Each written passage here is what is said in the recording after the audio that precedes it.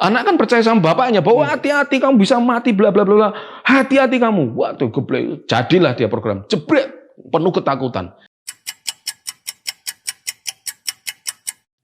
Oke, Assalamualaikum warahmatullahi wabarakatuh. Balik lagi kita di Kunjungan Paman Rama. Ini permasalahan banyak orang ya, yang rata-rata ada yang udah merasa kerja keras banget. Ini udah kerja keras loh. Udah kerja keras banget, tapi nggak kaya-kaya.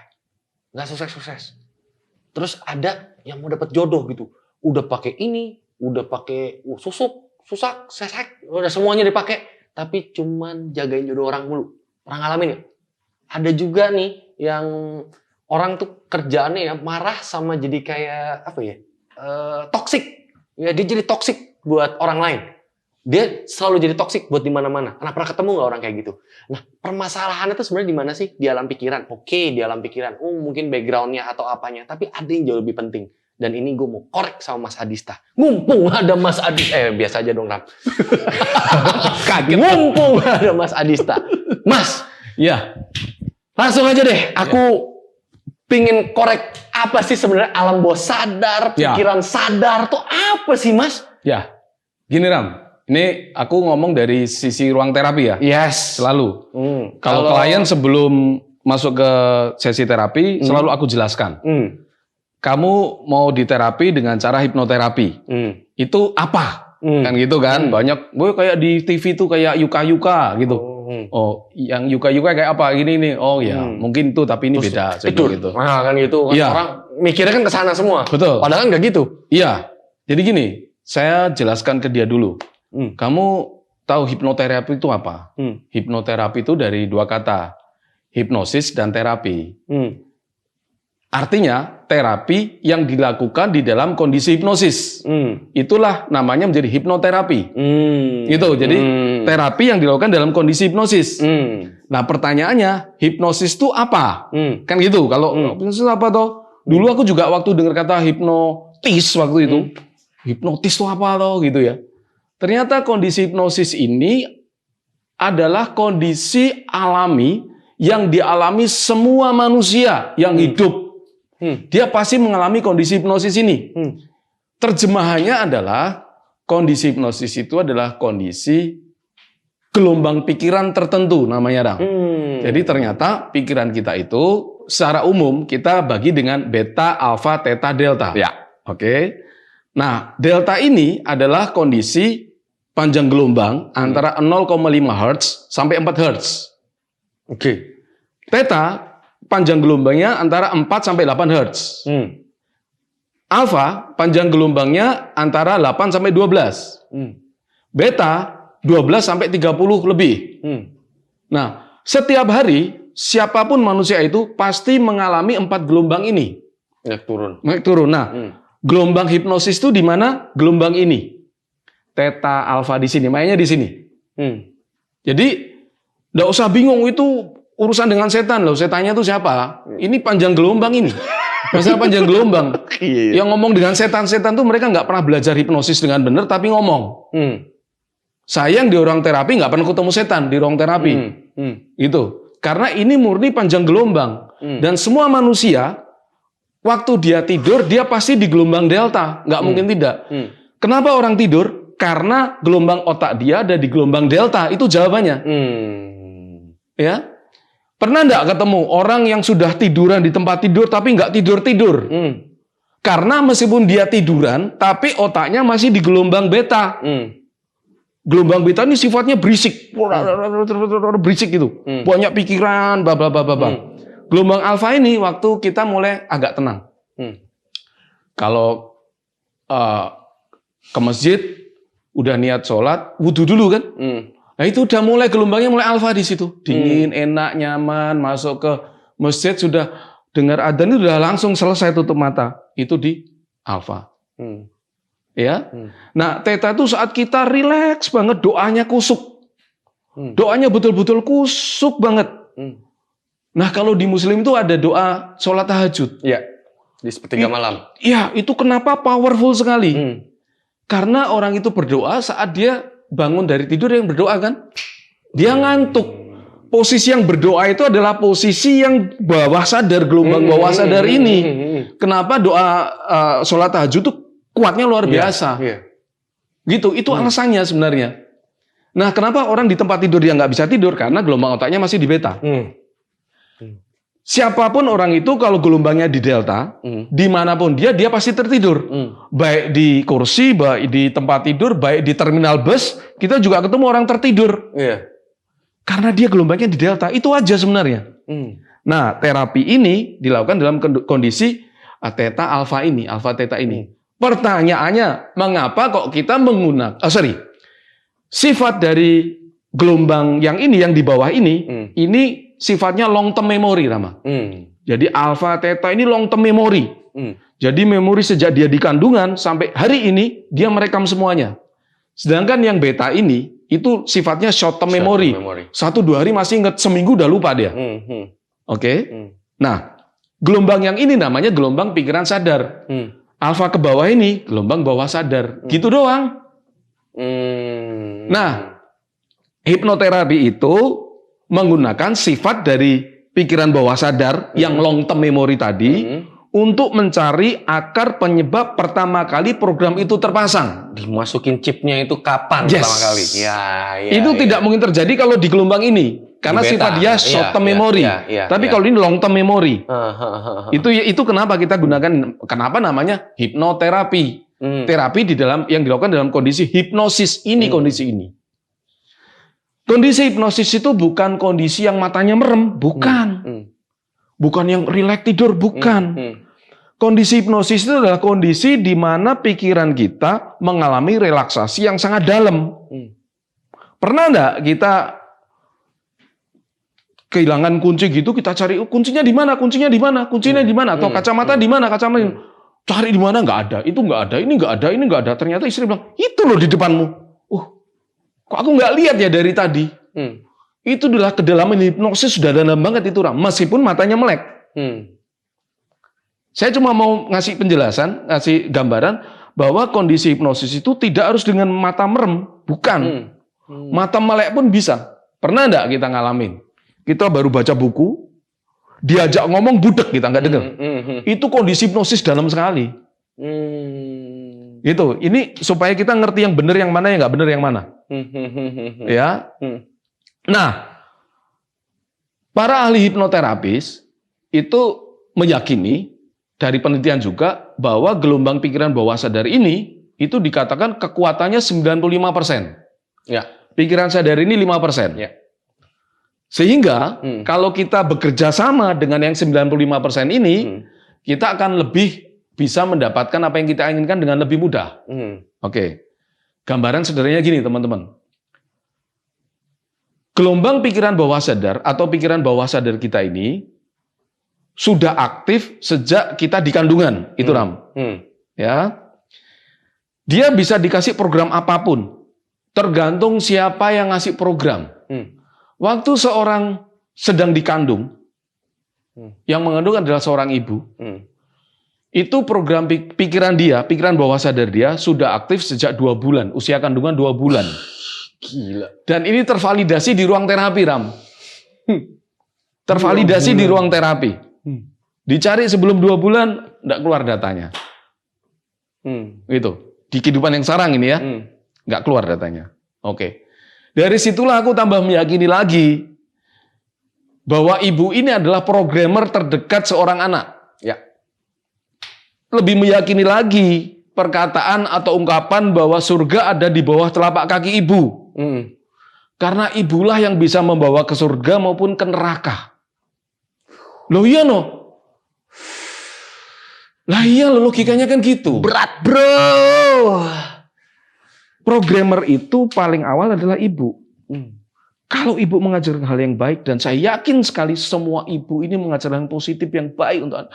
Nah, besok kamu gede jadi pinter ya nak, berbakti orang tua ya nak, takut sama agama ya nak, masuk surga ya nak, jujur ya nak. Itu ibu memang seperti itu. Diprogram dari kecil seperti itu sebelum lahir bahkan. Itu surga. Surga sudah ada di situ sebenarnya. Nggak nunggu mati.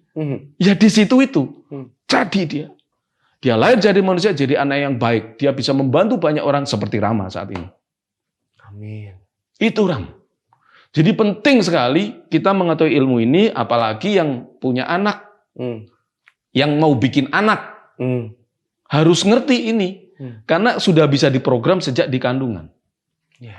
Gitu ceritanya. Jadi balik ke pertanyaan awal, orang nggak kaya-kaya, ada orang nggak dapet jodoh-jodoh, itu bisa dikatakan tetanya itu menolak karena ada chip yang dimasukkan tanpa dia ketahui.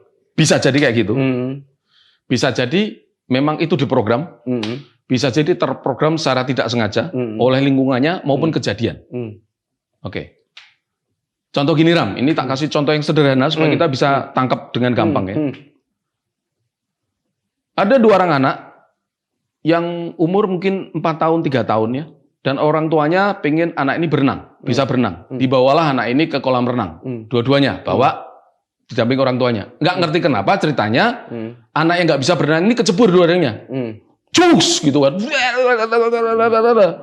Kan mesti nggak bisa berenang anak kecil loh, belum pernah berenang. Orang tuanya terjun. Yang orang tua pertama ngangkat anaknya dan dimarahin. Kamu hati-hati, kamu bisa mati, bahaya kamu bla. Sambil diceplesin, dimarahin habis-habisan. Anak dalam kondisi takut kayak gitu. Critical factor yang buka dan dikasih program. Zup, zup, zup, zup, zup, zup. Saat itu terbentuk air berbahaya. Iya. Itu kata si Alfa, masuk bro, masuk. Yes. Masuk ke Teta, masuk. Yang memprogram adalah bapaknya. Figur otoritas yang dipercaya dia. Itu lebih ngeri lagi, Ram. Anak kan percaya sama bapaknya bahwa hati-hati kamu bisa mati bla bla bla. Hati-hati kamu. Waduh, geblek. Jadilah dia program. Jebret, penuh ketakutan. Emosi yang luar biasa itu jadi program yang kuat sekali, program yang takut air. Aku nggak ngomong programnya positif atau negatif loh, Ram. Ya. Program itu sifatnya netral loh ya. Anak yang satu kejebur, jebar, orang tuanya terjun, dia angkat, kamu hebat nak. Semua juara dunia berenang awalnya kayak kamu. Semua awalnya kejebur kayak kamu hebat, kamu top, kamu jadi juara dunia. Sama-sama terjadi, program yang dimasukkan program yang positif. Juara dunia, kamu hebat, bla bla bla bla bla bla. Programnya sama-sama terpasang. Bertumbuhlah dia, cret. Yang ini pasti jadi lebih bagus daripada pasti itu Ram. Ini. Karena programnya seperti itu.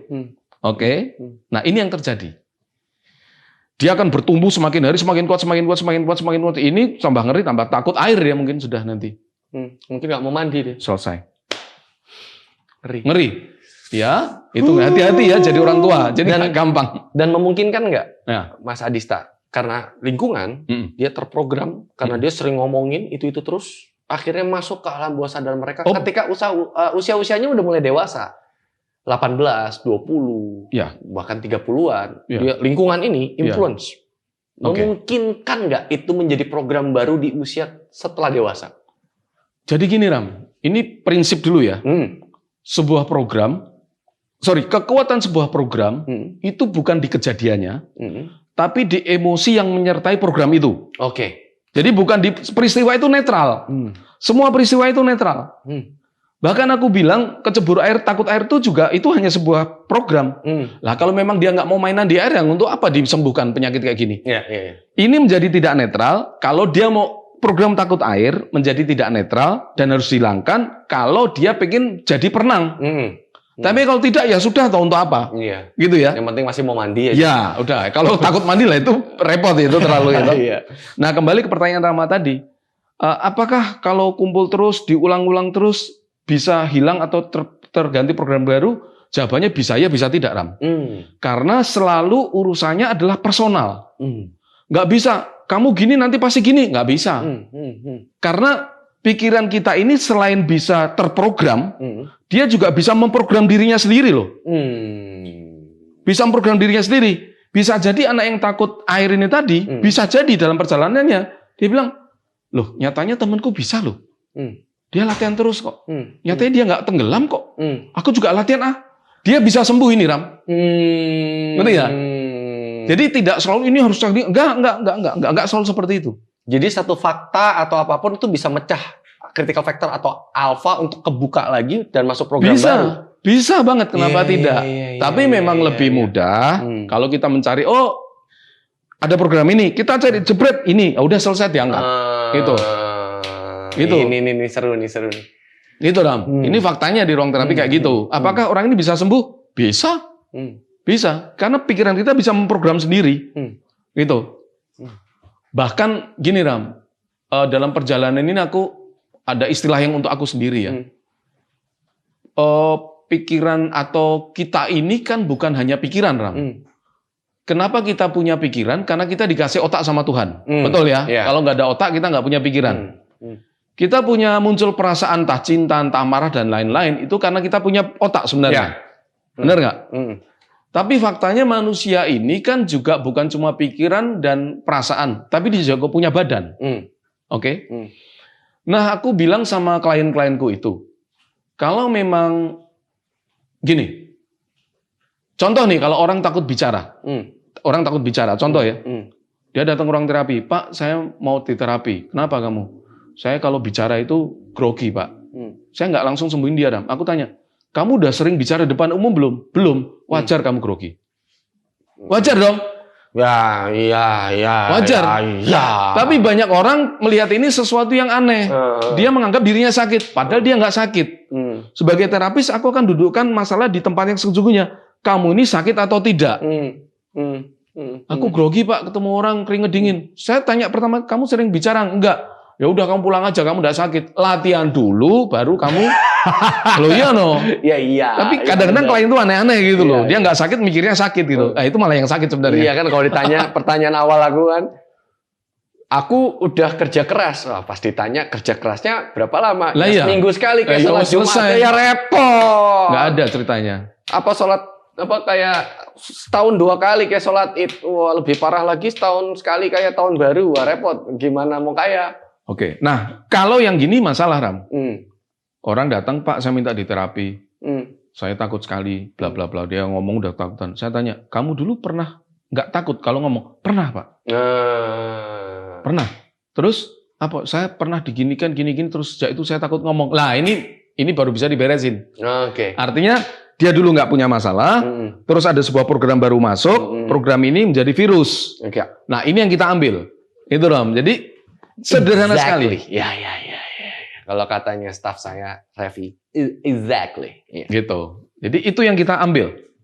Itu yang kita ambil. Entah dengan cara apapun, entah hipnoterapi, entah yang lain, terserah. Yang penting sembuh untuk saya. Iya. Yang penting sembuh aja. Jadi kuncinya di sini adalah kita harus paham kita salahnya ini kenapa? Karena jumlahnya atau kita belum menguasai teori. Iyalah. Atau misalnya, aduh gue nggak mau nggak kawin-kawin, udah pernah punya pacar belum? Belum, kan itu repot. Ya. Pernah mau dideketin atau dijodohin, mau nggak? Nggak mau. Oh iya, berarti emang dia yang nolak. Itu emang udah penyakit di diri dia. Oh, ya. So, Mas Adista. Ya. Jadi, menurut Mas Adista, seberapa penting orang mempelajari diri dia sendiri melalui hipnoterapi?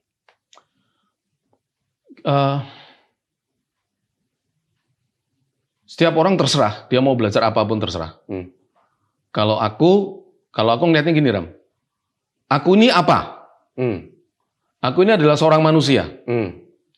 Teman-temanku ini apa? Mereka semua manusia. Kalau manusia itu isinya apa? Aku selalu mikir kayak itu. Isinya itu ya dia punya otak, karena dia punya otak, dia bisa berpikir dan punya perasaan. Dan dia juga punya fisik. Ya. Punya fisik.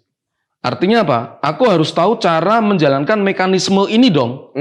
Kalau aku nggak tahu caranya, ya nggak bisa. Nah, bagi aku Ram, ilmu yang untuk bisa ngerti cara menjalankan mekanisme ini tadi, sejauh ini aku taunya hipnoterapi. Kenapa? Aku pernah diterapi dalam kondisi aku mau mati dan akhirnya aku sembuh. Dan itu yang sakit bukan fisik, sakit pikiran dan menyebabkan ke fisik. Sakit fisik. Iya, itu yang terjadi sama aku. Dan real. Real, aku mau mati. Panas 41 derajat malam selama 2 bulan lebih. Udah mau mati itu aku. Udah pamit-pamit bahkan. Dan itu sembuh karena ada masalah di pikiran bawah sadarku itu. Yang diberesin, selesai ya sembuh semuanya. Artinya pikiran berkaitan dengan fisik. Perasaan berkaitan dengan fisik. Namanya psikosomatis kan kalau kayak gitu. Jadi sakit fisik yang disebabkan pikiran atau emosi itu namanya psikosomatis. Tapi saya juga pesan ke teman-teman juga, ke kita saya sendiri juga, bahwa fisik kita ini juga harus dijaga gitu. Dijaga. Fisik juga mempengaruhi pikiran dan perasaan. Ini nggak bisa dipisahkan loh, Ram. Nggak bisa dipisahkan. Pikiran mengaruhi fisik, fisik mengaruhi pikiran. Udah pasti. Nggak bisa pikiran nomor satu, perasaan nomor satu. Kamu nggak belajar di ruang terapi, saya bilang gitu. Contohnya gini, Ram. Orang datang ke ruang terapi. Ya, cerita lagi ya dikit ya. Dia punya suami. Ini perempuan kebetulan. Dia punya suami, dia selingkuh. Selingkuh sama seorang laki-laki yang bukan suaminya. Oke. Pak, saya minta di terapi. Kenapa, Mbak? Saya bilang gitu. Saya punya selingkuh, namun saya mau berhenti, tapi kok nggak bisa ya mau berhenti ya dengan selingkuhan saya. Oke, saya mau tanya dulu. Anda berhubungan dengan pacar Anda ini sudah sejauh apa? Sampai hubungan seks? Iya. Sudah sering? Sudah sekali. Maksudnya udah sering sekali maksudnya gitu. Anda menikmati? Saya menikmati sekali. Bahkan lebih menikmati daripada dengan suami saya. Oke. Pertanyaan saya, Mbak. Anda serius mau berhenti dengan laki-laki itu? Iya. Tapi sulit sekali, dia bilang gitu. Sulit sekali. Sebagai terapis aku ngerti, Ram. Dalam diri klienku itu ada kebingungan. Yang satu pengen kembali ke suaminya, tetapi ada satu bagian diri dia yang sudah terikat dengan pacarnya, selingkuhannya. Oke. Dan ini levelnya bukan cuma di pikiran atau perasaan loh. Tapi sampai di fisik. Artinya nggak bisa aku sebagai hipnoterapis cuma oke, Mbak, hilangkan, lupakan pacarmu bla bla bla bla. Itu bullshit. Kalau perempuan ini masih berhubungan lagi dengan laki-laki itu, entah lewat handphone, lewat WA atau lewat FB apapun itu. Kenapa? Karena fisik dia merekam peristiwa itu semua, fisiknya. Ada memori fisik. Ini mungkin yang hipnoterapis maksudnya apa? Ya faktanya gitu di ruang terapi. Saya bilang sama dia, Mbak, saya mau bantu kamu untuk lepas dari laki-laki itu, tapi saya punya syarat loh. Saya minta kamu tidak hubungi dia lagi apapun dalam bentuk apapun. Bisa. Agak sulit, Pak. Kamu pulang aja, nggak bisa sembuh kamu. Tak gituin langsung. Kenapa? Aku ngerti. Fisik dia itu sudah menuntut dia untuk berhubungan terus. Karena ada memori raga. Memori raganya luar biasa. Ya harus dipotong raganya ini. Maksudnya memori harus dipotong dengan cara tidak bertemu. Itu caranya cuma itu, Ram. Tidak ada yang lain. Kalau itu kamu bisa, saya bantu untuk melupakan kenangan bla bla bla itu masalah gampang. Tapi selama ragamu masih terlibat, memori ini tambah kuat, tambah enak. Kenapa? Semakin dilarang, semakin dia suka. Syaratnya itu, Ram. Jadi raganya harus dilatih juga. Karena kita punya raga yang punya memori tadi. Gitu, Ram. Muscle test, muscle memory ya ada. Ya emang ada. Lah iyalah. Iya ada. Orang pertama kali main gitar, dia ngapalin kunci A. Dia kan lama sekali kunci A, klang klong klang klong. Tapi begitu raganya sudah hafal A, D, B, F dan lain-lain, dia mau bikin salah pun dia nggak bisa bahkan. Bahkan dia sengaja bikin salah pun dia nggak bisa. Karena raganya sudah merekam semuanya. Bukan cuma pikiran perasaan, tapi raganya ini yang merekam. Berarti duanya wajib sinkron. Yes. Sampai Betul, teta Ram. pun harus sinkron. Begitu guys.